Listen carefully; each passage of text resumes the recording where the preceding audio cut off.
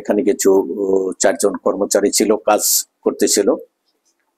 এদেরকে সহ 11 জনকে একটা রুমে আটকিয়ে রেখে তারা আমাদের এখান থেকে প্রচুর মালামাল লুট করে।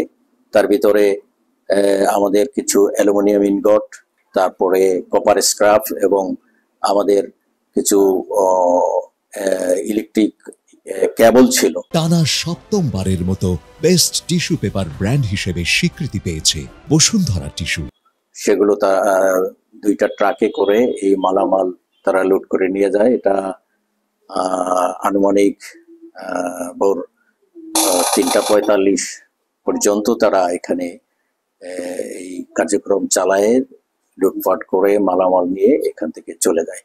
আশ্বস্ত করবেন যারা আমরা সুষ্ঠুভাবে আমাদের আনুমানিক 1 কোটি টাকার উপরে 1 কোটি টাকার উপরে আমাদের যে মালামাল নিচ্ছে। এই বিষয়ে কাজ করতেছি, আইনের ব্যবস্থা নিচ্ছি আমরা এবং এই ঘটনায় যারা জড়িত আছে তাদেরকে গ্রেপ্তার এবং মালামাল উদ্ধারের জন্য আমরা তৎপর রয়েছি।